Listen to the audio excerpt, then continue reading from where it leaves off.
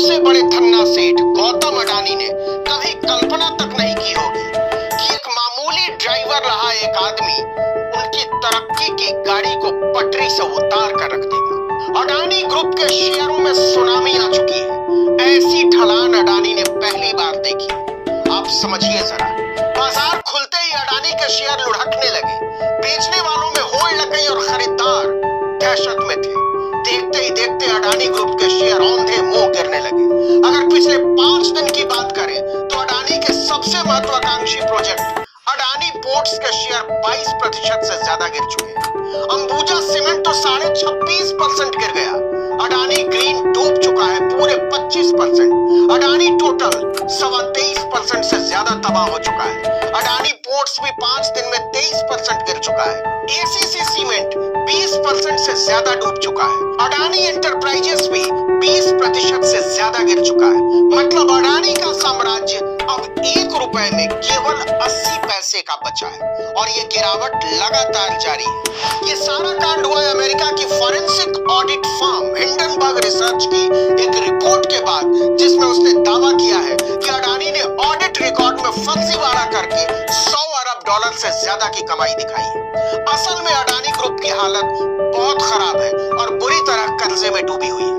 लेकिन क्या आप जानते हैं कि जिस रिसर्च फर्म की रिपोर्ट ने यह तहलका मचाया है, उसे बनाने वाला एक ड्राइवर था, एम्बुलेंस ड्राइवर। आपको बता दें कि हिंडनबर्ग रिसर्च की स्थापना साल 2017 में नाथन एंडरसन नाम के शख्स ने की थी। हिंडनबर्ग रिसर्च एक फॉरेंसिक फाइनेंशियल रिसर्च फर्म है जो इक्विटी, क्रेडिट और डेरिवेटिव का विश्लेषण करती है। अपनी वेबसाइट पर हिंडनबर्ग ने बताया है कि उसका काम मानव निर्मित आपदाओं यानी मैन मेड डिजास्टर और वित्तीय गड़बड़ियों की पड़ताल करना है। इसी में अडानी फंसा। साल 2020 में वॉल स्ट्रीट जर्नल से बात करते हुए एंडरसन ने बताया था कि वो बहुत पहले इजराइल में एम्बुलेंस चलाया करते थे। वो सिर्फ एक ड्राइवर हुआ करते थे। इस दौरान उनका काम सिर्फ मरीजों को सही सलामत अस्पताल पहुंचा देना होता था। तब उन्हें अंदाजा नहीं था कि एक रोज वो अस्पताल की वैन चलाते चलाते दुनिया के धन्ना सेठों के गोरख धंधे का ऑपरेशन करने लगे। ड्राइवरी छोड़कर एंडरसन ने यूनिवर्सिटी ऑफ कनेक्टिकट में इंटरनेशनल बिजनेस में एडमिशन लिया और वहां से ग्रेजुएशन किया और data company Fact Research Systems Inc में काम करने लगे। वहां वो फाइनेंस डिपार्टमेंट में थे और वहीं से फाइनेंशियल गड़बड़ियों को पकड़ने का उन्हें चस्का लगा। नौकरी छोड़कर उन्होंने हिंडनबर्ग रिसर्च की स्थापना की 2017 में। आपको बता दें कि 23,000 से ज्यादा कर्मचारियों और $9 अरब से ज्यादा की दौलत वाले अडानी ग्रुप को पानी पिला देने वाले हिंडनबर्ग रिसर्च में केवल 5 लोग अस्थायी तौर पर काम करते हैं और लगभग इतने ही फ्रीलांसर, मतलब कुल 10 लोग। इसका दफ्तर जानते हैं कितने कमरे से चलता है? 1 कमरे से। लेकिन हिंडनबर्ग रिसर्च की रिपोर्ट्स को झूठा बताने की हिम्मत आज तक किसी ने नहीं की। अडानी ने यह हिमाकत की तो एंडरसन ने ललकार कर कह दिया कि हम आपकी धमकियों से नहीं डरते। आपको बता दें कि अडानी सेठ एंडरसन के पहले शिकार नहीं है। इससे पहले वो अमेरिका में अपनी रिपोर्ट वजनदार, लंबा कान, गहरा लाल, मिठास से भरा श्रीरंग हनी कमाल से अरबों में खेलने वाली कंपनी का फर्जीवाड़ा बेनकाब करके उसे जमीन पर ला चुके हैं। उस कंपनी का नाम था निकोला कॉर्पोरेशन। सितंबर 2020 की बात है, ज्यादा पुरानी नहीं। इलेक्ट्रिक ट्रक बनाने वाली निकोला कॉर्प ने अमेरिका के जनरल मोटर्स के साथ $2 बिलियन का करार किया था। खबर बाहर आते ही निकोला के शेयर सोना हो गए। लोग टूट पड़े थे। नतीजा कंपनी का मार्केट कैप देखते ही देखते 40% बढ़ गया, मतलब लगभग 1.5 गुना। सब ऐसे ही चलता जा रहा था। निकोला कॉर्प को लग रहा था कि उसकी करतूतों पर किसी की नजर नहीं है। निवेशकों को लग रहा था कि कुछ सोचने की जरूरत ही नहीं है। किसी को भी इल्हाम नहीं था कि कोई ऐसा खुलासा होगा जिसमें निकोला कॉर्प का ताश का महल भरभरा कर गिर जाएगा।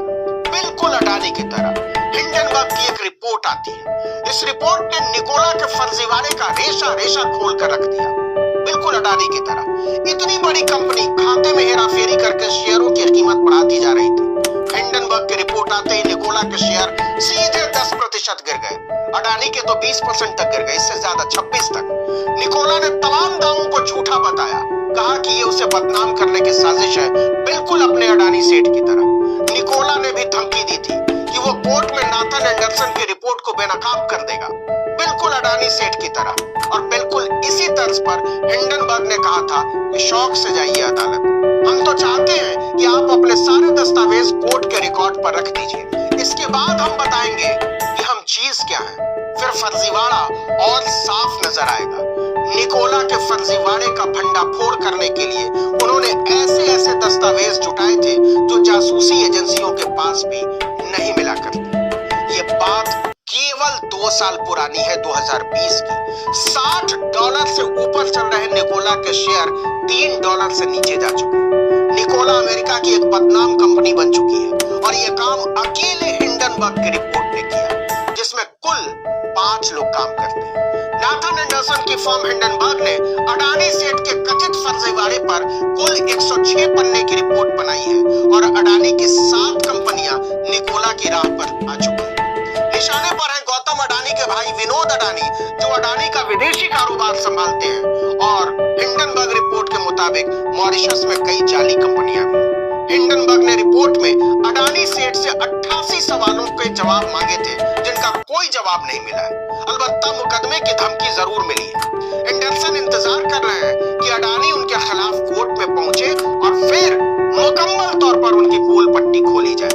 एंडरसन ने एक बयान में कहा कि अगर अडानी वाकई गंभीर है मुकदमा लड़ने को लेकर, तो उन्हें अमेरिका में भी मुकदमा दायर करना चाहिए, जहां हम काम करते हैं। हमारे पास कानूनी प्रक्रिया में मांगे जाने वाले दस्तावेजों की एक लंबी लिस्ट है, हम उन्हें सचमुच में देखना चाहते हैं। इसके बाद से अडानी साम्राज्य की बोलती बंद है।